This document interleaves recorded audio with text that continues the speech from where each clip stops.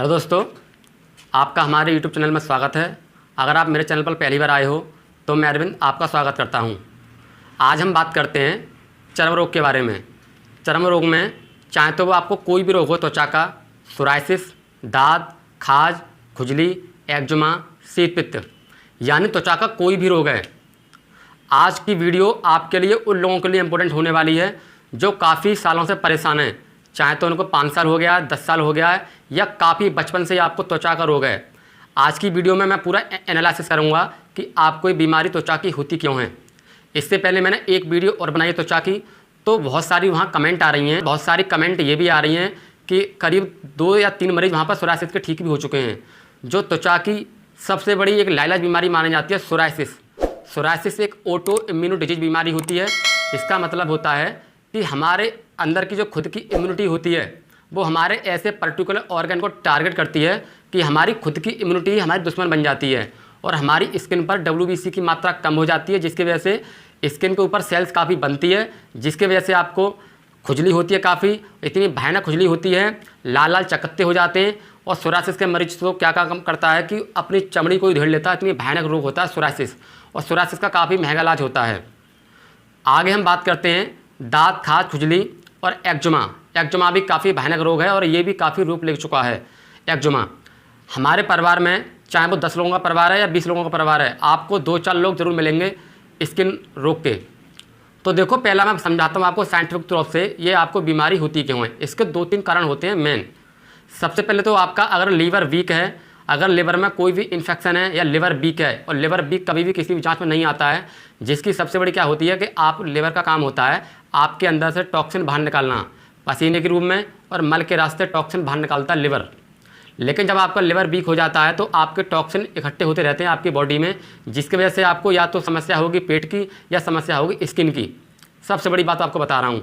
और अगर आपको कॉन्स्टिपेशन रहती है, कब्ज रहती है, जिसकी वजह से कब्ज में क्या होता है कि आपके टॉक्सिन निकल नहीं पाते हैं और कब्ज होने से भी आपको स्किन का रोग हो जाता है। दूसरी बात हम करते हैं, एक होता है पीएच स्केल।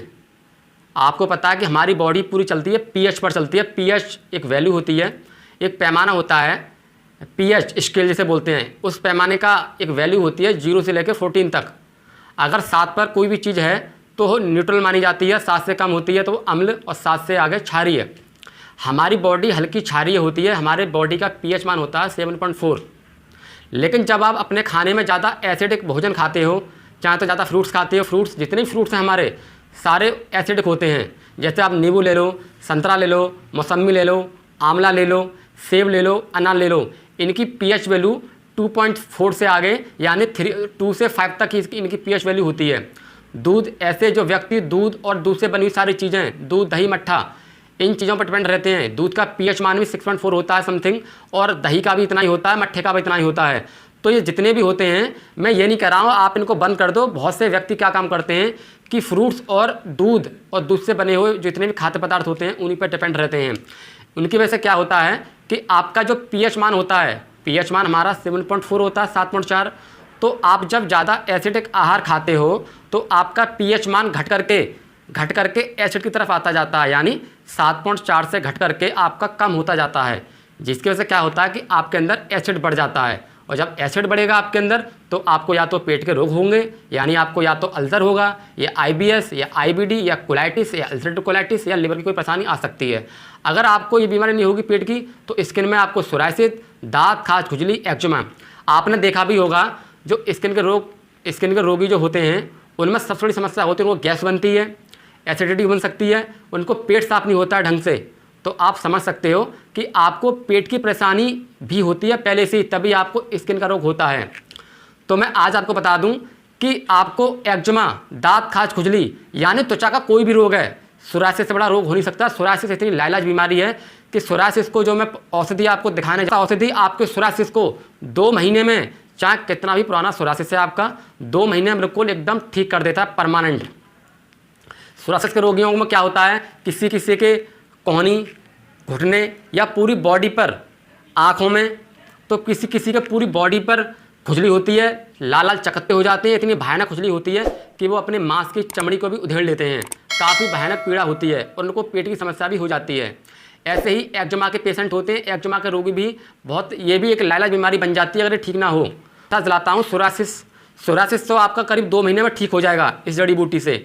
सोरासिस के बाद में जितनी बीमारियाँ बताई मैं, शीत पित्र या फिर आपको मैंने एक्जिमा, दांत खाज खुजली, जो भी बीमारियाँ हैं आपकी, वो आपकी करीब 15 दिन में ही ठीक हो जाएंगी। मैं आपको विश्वास दिलाता हूँ पानी से। और मैं आपको समझा दूँ कि आपको डाइट चार्ट जरूर फॉलो करना है, बिना डाइट चार्ट के आप ठीक नहीं हो सकते हो। यानी अपने आहार में से जितने भी आपके तला भुना है, फास्ट फूड है, बाहर की चीज़ें, और जितने मैदे वाले आहार हैं, और घी, तला भुना, नॉन वेज, जितने भी सारे फ्रूट्स हैं, दूध और दूध से बनी हुई सारी चीज़ें।